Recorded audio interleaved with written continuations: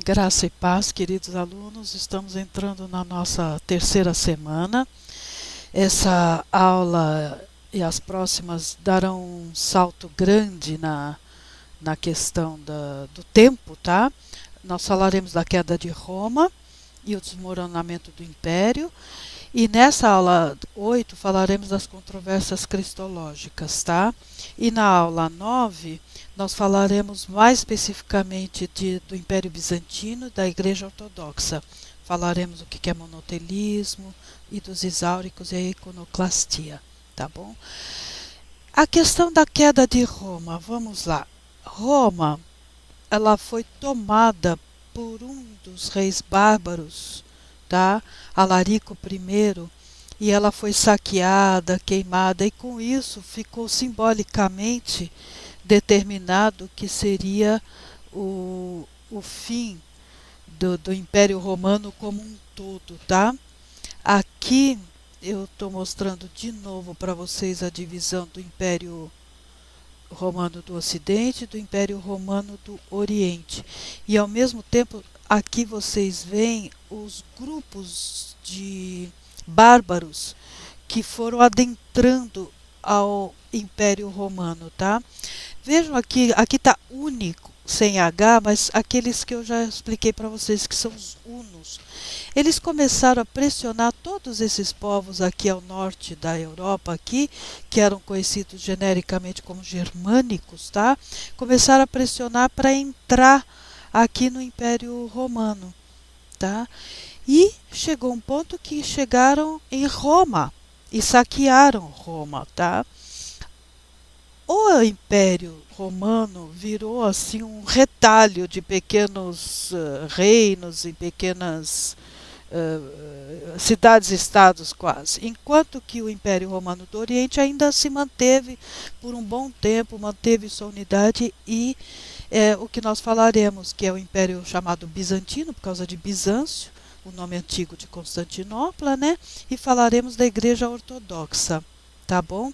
Olha aqui mais um mapa mostrando com mais clareza, depois que os hunos empurraram, olha, você tem vários, os saxões, tá? Os ostrogodos, os lombardos, não se preocupem com esses nomes, são tribos, tá, queridos? São tribos bárbaras, e não se esqueçam que o nome bárbaro não quer dizer necessariamente que é um brucutu.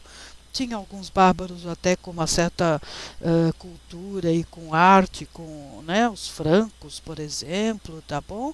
Aqui, olha, no norte da África, vocês têm, deixa eu tirar um pouquinho isso daqui, eu só não tiro, queridos, porque eu me perco. Vocês têm aqui, olha, os vândalos, tá vendo? A gente fala, fulano é um vândalo, né? Quando a gente vê aquelas manifestações na Paulista, pela televisão, na Avenida Paulista, aqui em São Paulo, né? A gente fala, olha que vândalos, é daí que vem o nome. É uma tribo árabe, os visigodos que pegaram toda a península aqui onde está Portugal e Espanha, né? Então esses chamavam-se visigodos, tá bom? Enquanto que o Império Romano do Oriente vai se manter intacto, digamos, vai se manter ainda com uma unidade política e cultural, ok? Vamos lá, vamos em frente. Muito bem. Então, o Império Romano do Ocidente, tá, teve como uma das principais causas de sua queda as invasões bárbaras, está dito aí, que foram protagonizadas pelos povos germânicos, os que ficavam.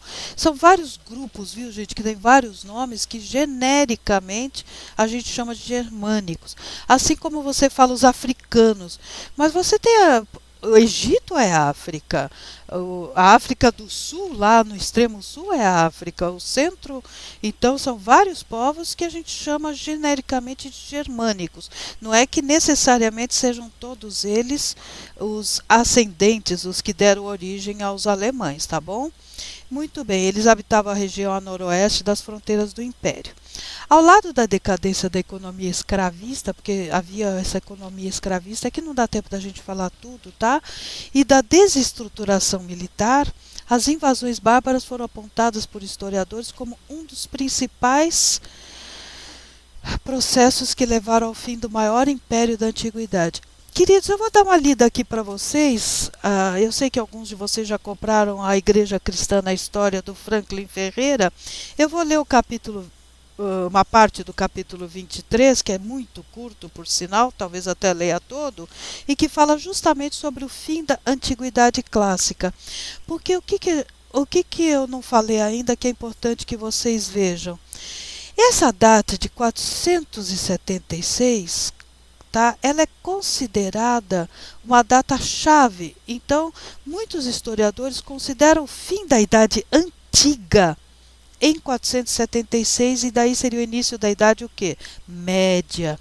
Então, entre os anos de 476 e 1400 e, se eu não estou enganada, 53, quando foi aí caiu o Império Romano do Oriente na mão dos turcos, aí é considerado, entre esses séculos, com 1000 anos aí, é considerado a Idade Média, tá? Então, a importância de vocês saberem essa data é por esse motivo. Aqui o texto do Franklin diz o seguinte: com a derrocada do Império Romano do Ocidente, a Europa Ocidental mergulhou num período conturbado que se estendeu do século V até o final do século VIII.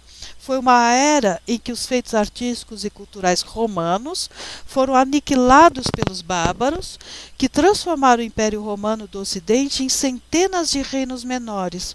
Justiniano, nós vamos falar dele na próxima aula, que viveu de 483 a 565, ele foi governante do Império Romano do Oriente, do Império Bizantino, né? Reconquistou a maioria dos territórios perdidos, mas em um século esses territórios foram perdidos de novo. Então houve uma reconquista com Justiniano, tá? Mas foi depois perdido novamente. Foi também esse período do século V ao VIII, né, o tempo em que o cristianismo se consolidou na Europa e também os árabes, tanto, enfim, isso não importa, Almíadas como Abássidas, são dois grupos de povos árabes, tá? Conquistaram com seus exércitos todo o norte da África, Oriente Médio, Ásia Menor, Creta, Sicília e grande parte da Espanha, vencendo o reino godo e relegando o norte do país à monarquia cristã espanhola. Já ao final do século IX, as forças islâmicas, aí você já está falando de islamismo, não se esqueçam de Maomé, tá? Século VII, que surge o islamismo, né? Já no século IX, as forças islâmicas, século XI, tá, gente? As forças islâmicas haviam conquistado 2/3 do mundo cristão, incluindo Palestina, Egito, Ásia Menor, lugares que não eram a periferia da cristandade, mas seu verdadeiro centro. Mesmo regiões como a Gália, que é a atual França, tá, foram dominadas por muçulmanos, até que Carlos Martel, em 688, os venceu numa batalha chamada Batalha de Poitiers. Tá? Poitiers, escreve Poitiers, mas se é francês se fala Poitiers, em 732. Essa batalha foi muito importante, essa data é muito importante, tá? Muito bem, essa foi uma da era, nesse período do século V ao VIII, de reviravoltas políticas que trouxeram fome, violência, epidemias. Ao mesmo tempo, foi uma época em que traços característicos, essencialmente medievais, começaram a surgir nos costumes, no vestiário, na escrita, na fé. Enfim, o que eu quero dizer para vocês, nós estamos dando aí, vamos dar um pulo de alguns séculos, né, gente? Mas com a queda de Roma, com a queda do Império Romano do Ocidente, o que é queda do Império Romano? Ele muda de mãos, né? Ao invés de ser um império unido na pessoa de um só imperador, você terá uma centena de pequenos reinos e cada reinozinho vai ter lá o seu reizinho, entendeu? Então você vai ter o que a gente chama em história de uma grande fragmentação política, tá? Aqui já está mais ou menos esse slide, já mais ou menos o que eu disse, né? Que os povos bárbaros foram penetrando os territórios, inicialmente dado o colapso da estrutura militar, constantes guerras civis, os imperadores romanos realizavam acordos com os próprios bárbaros, viu, gente? Tá? E com isso os bárbaros foram ganhando territórios e direitos políticos, tá? E esses bárbaros defendiam a fronteira da invasão de outros povos. Olha que loucura que foi isso, tá?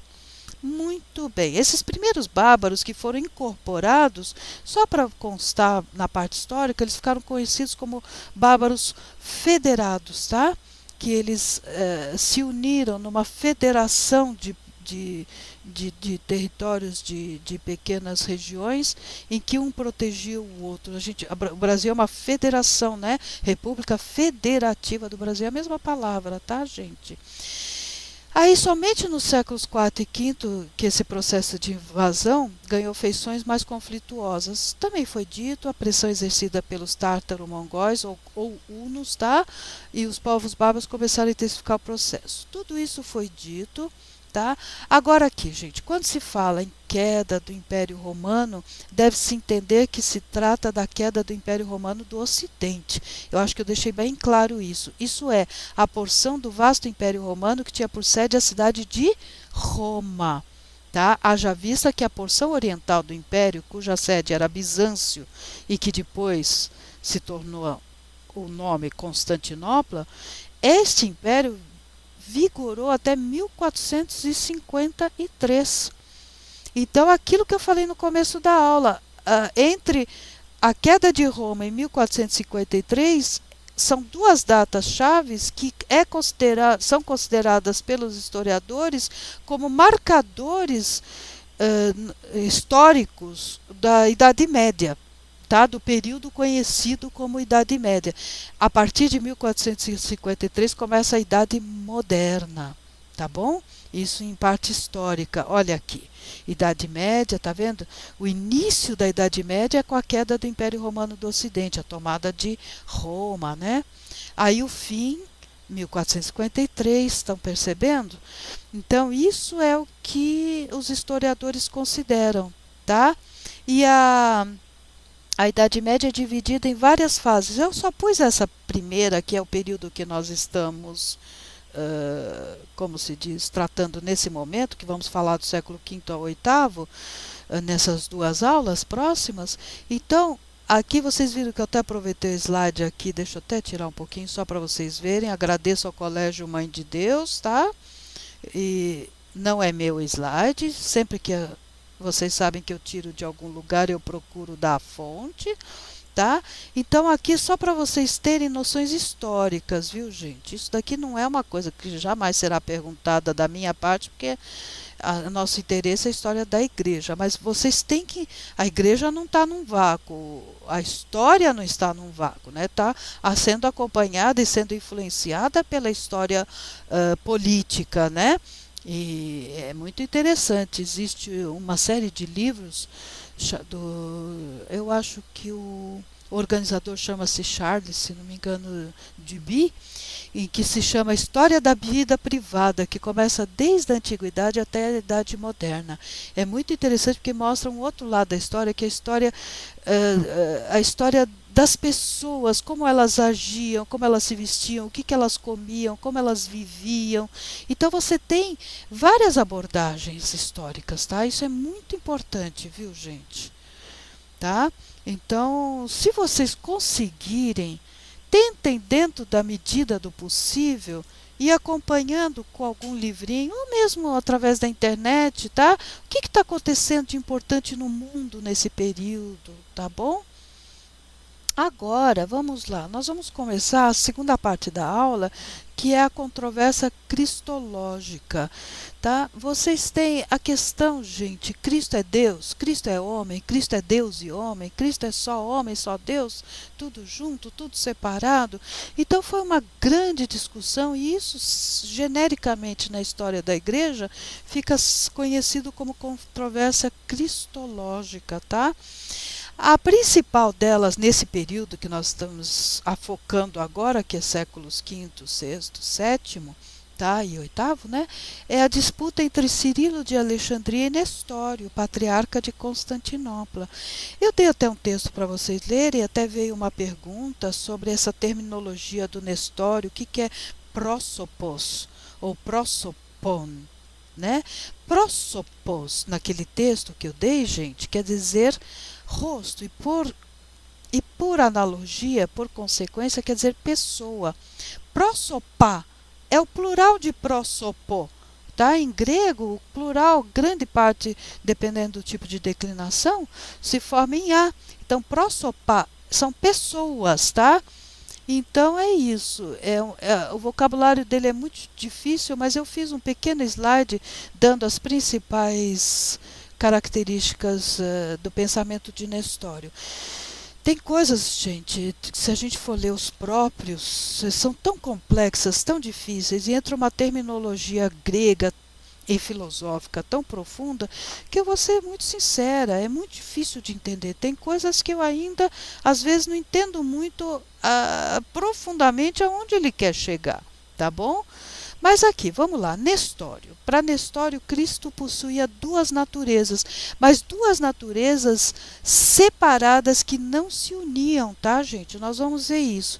Enquanto que Cirilo e seus discípulos Eutiques, Cristo possuía uma só natureza. Nós já vamos ver isso com mais calma. Olha o próximo slide. Vamos lá. O nestorianismo dá uma doutrina cristológica proposta por Nestório. Ele foi patriarca de Constantinopla, tá? Ele estudou com o Teodoro de Mopsuestia, lembram? Na escola de Antioquia. E enfatiza a desunião entre as naturezas humanas e divinas de Jesus, tá? Então, no pensamento dele, duas naturezas completas, como a humana e como a divina, não podem se comunicar nem se complementar. Então, não tem como unir essas duas naturezas numa só pessoa. Tá? Os ensinamentos de Nestório o colocaram em conflito com alguns dos mais proeminentes líderes da Igreja Antiga, principalmente, como eu já disse, o Cirilo de Alexandria. Nestório e seus ensinamentos foram condenados como heréticos no primeiro concílio de Éfeso, em 431, e também no de Calcedônia, que a gente vai falar um pouquinho mais. Queridos, eu tenho aqui no livro do o Jonathan Hill, da História do Cristianismo, um trechinho na página 96 e 97 sobre a controvérsia cristológica. Eu vou ler um pedacinho para vocês, tá? Enquanto tudo isso se passava, ou seja, as invasões bárbaras, a questão do desmoronamento do império, né? A cidade de Roma que foi invadida e saqueada por Alarico, né, em 410, né? Então ele diz, enquanto tudo isso se passava, a igreja estava se envolvendo em uma outra controvérsia doutrinária que se arrastaria por mais tempo e se mostraria com maior potencial de cisão. Cisão é divisão, tá? Até mesmo que a crise ariana do século anterior. Enquanto a disputa ariana era sobre a natureza da Trindade e a relação da segunda pessoa com a primeira, de Cristo com Deus, né?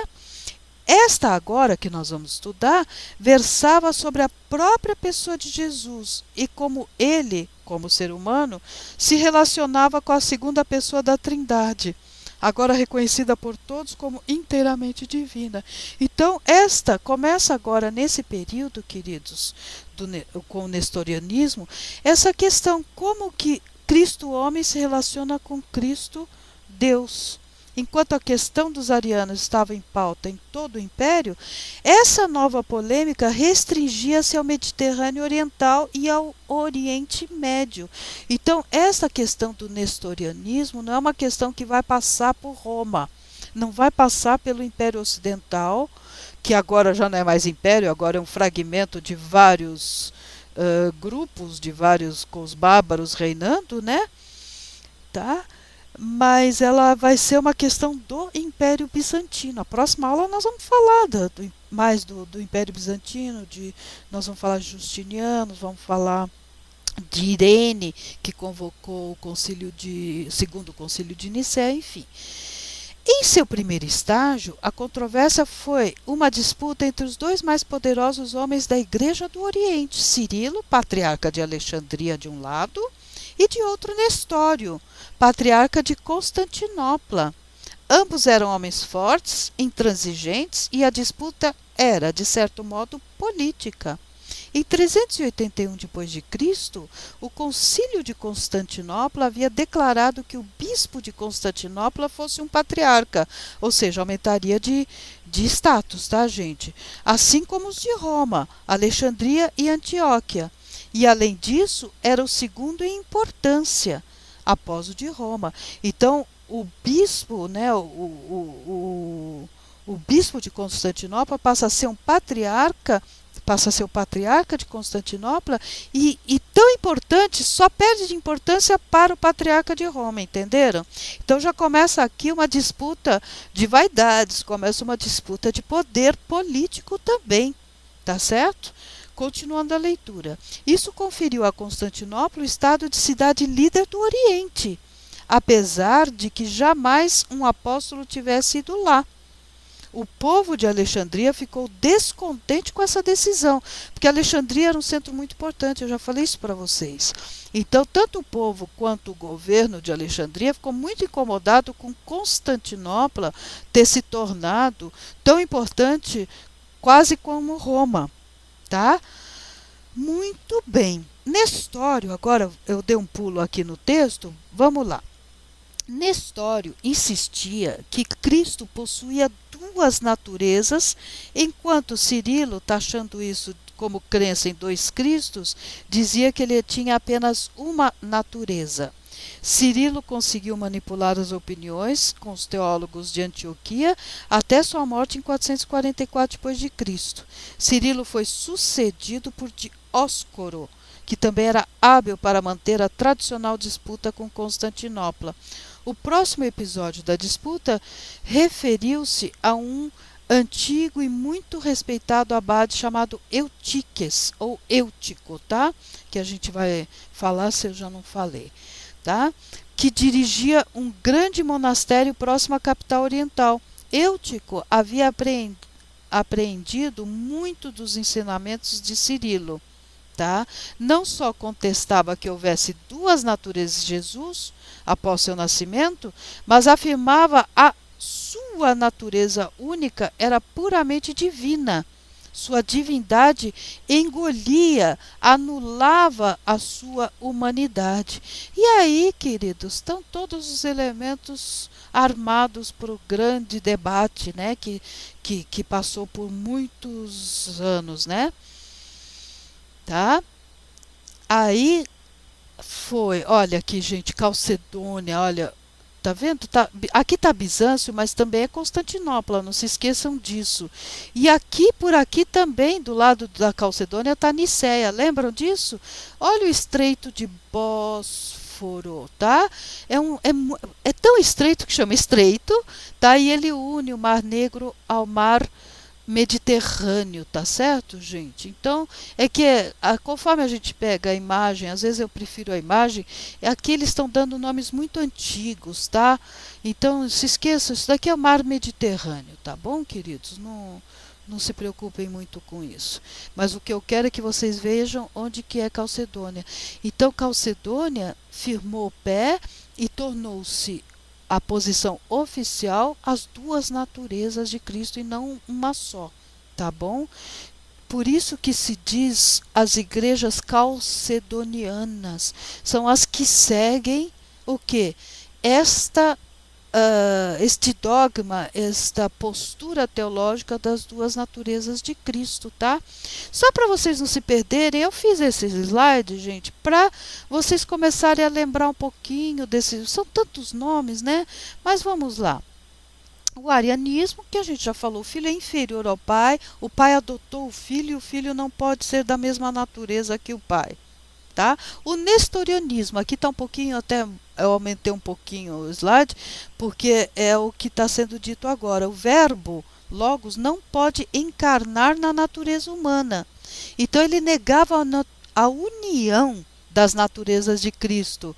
Considera Cristo simplesmente Deus e homem, em vez de Deus homem. Entenderam?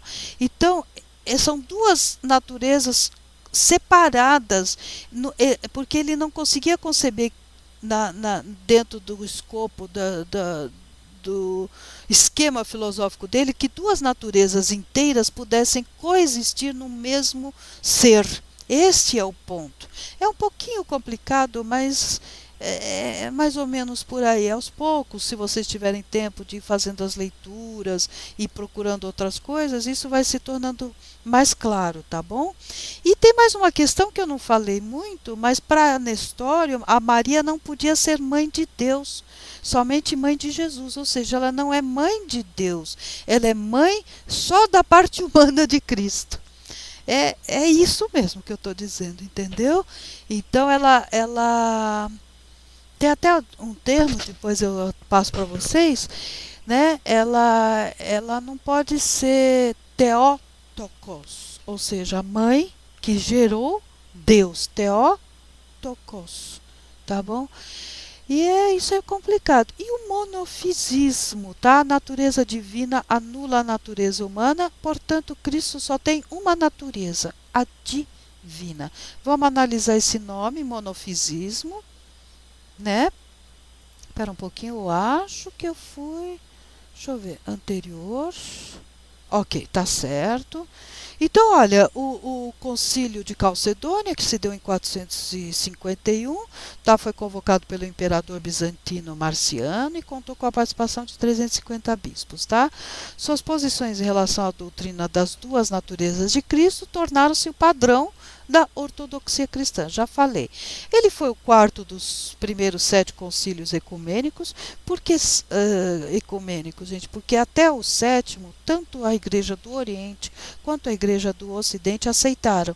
A partir do sétimo, oitavo, nono, a Igreja do Oriente já não aceitou mais, tá bom? Como regra e como não aceitou mais as posições deles, tá bom?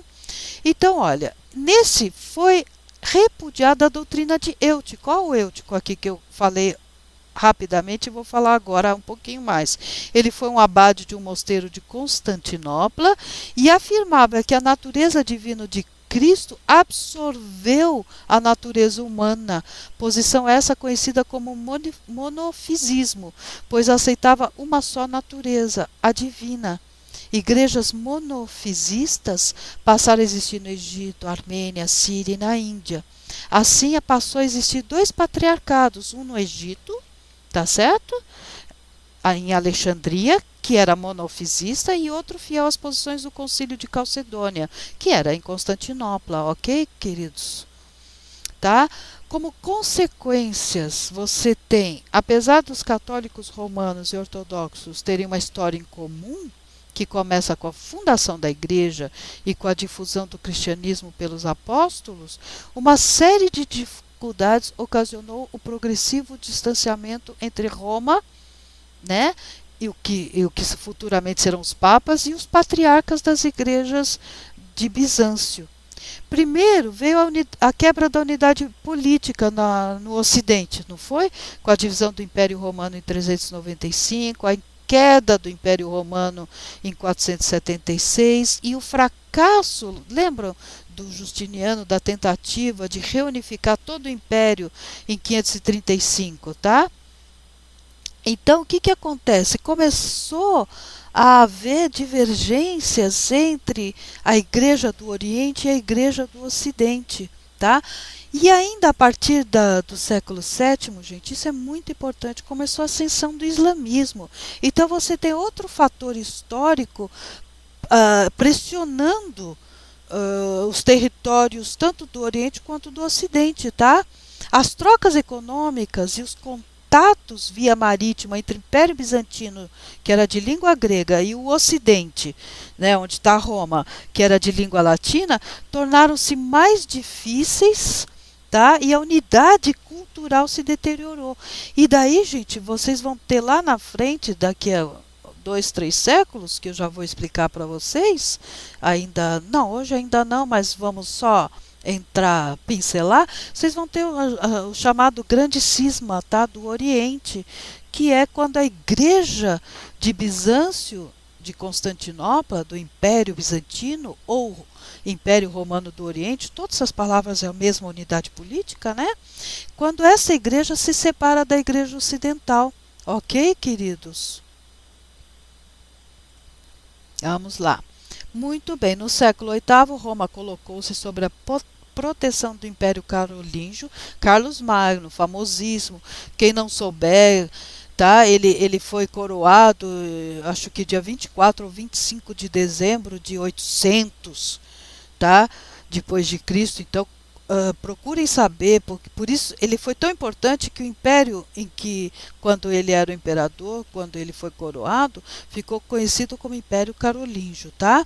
Ok, nesse século criou uma situação em que as igrejas em Roma e Constantinopla estavam no centro de dois impérios distintos, fortes e autossuficientes, cada qual com sua própria tradição e cultura, com a sua própria língua e, do ponto de vista religioso, nem com todas as questões dogmáticas, por exemplo, das questões cristológicas, das doutrina da graça, enfim, nem todos pontos em concordância. Tá? Não se esqueçam que depois do último concílio ecumênico, que foi o sétimo, houve outros concílios que a Igreja do Oriente não acatou, tá certo? E as divergências acentuaram-se muito em 1054 e houve o grande cisma. Cisma, essa palavra quer dizer divisão, separação. Ok, meninos? Então vamos lá. Olha aí o Carlos Magno, só para quebrar um pouquinho, foi nomeado imperador no ano de 800, 25 de dezembro de 800, tá? Ele é muito importante, pesquisem um pouquinho quando vocês tiverem um tempo, tá? Porque eu não posso ficar, infelizmente, se a gente tivesse mais tempo, né? Eu poderia dar, mas olha aí, gente. Vamos falar do grande cisma do Oriente. Eu pus essa foto, aliás, esse slide também não é meu, eu peguei da internet, que eu achei muito interessante, gostei. Aqui vocês estão vendo que está havendo, olha, esse é o Papa Francisco, mega atual, tá? Então vocês estão vendo que está havendo uma tentativa de uma, se não reunião, mas pelo menos uma compreensão mútua entre a Igreja Católica e a Igreja Ortodoxa. Esse é o patriarca da Igreja Ortodoxa, tá bom? Então vamos lá, no início do século XI, então anos 1000, né, as diferenças entre o cristianismo do Ocidente e do Oriente provocaram uma divisão na cristandade. Essa divisão foi conhecida como a Grande Cisma do Oriente. Tá? O grande cisma do Oriente. Cisma é uma palavra masculina. É o cisma, a divisão, a separação. A partir de então, a Igreja Ocidental passou a ser chamada de Igreja Católica Apostólica Romana. Olha aí, gente. Então, antes disso, quando se usa o termo católico, não é nesse sentido desta igreja que hoje a gente conhece. Católico, na historiografia mais antiga, nos primeiros séculos, quer dizer universal. Tá? Aqui sim, aqui ela passa a ter o nome de Católica Apostólica Romana e é liderada pelo Papa. E a Igreja Bizantina, por sua vez, foi chamada de Igreja Ortodoxa e foi liderada pelo Patriarca. Ortos quer dizer direito, doxa, crença, é a crença correta, é a crença certa. É como eles se autodenominam, tá? Ortodoxa, tá bom? Então, aqui é essa questão. Vamos ver se tem mais alguma coisa. Eu acho que tem mais um slide. Sim. Na próxima aula veremos com mais detalhes, tá, a história do Império Bizantino. Queridos, eu passei um texto, não sei se já foi postado, mas é como é para essa semana que vai entrar, né, essa semana agora. Eu estou gravando essa aula, estou gravando hoje, que é sábado, então eu acredito que o pastor Paulo colocará a segunda ou terça no máximo. Eu peguei um texto que eu achei bastante interessante, dei a fonte lá, dei o site de onde eu peguei, que é uma poucas páginas sobre a história do Império Bizantino. É muito importante vocês terem essa noção para poderem, como se diz, ir acompanhando a história da igreja, sabendo o que está acontecendo na história mundial, tá bom? Olha, é um verdadeiro milagre, deve ser milagre da segunda, que eu consegui gravar essa aula em 34 minutos. Um grande abraço para vocês e até amanhã, próxima aula.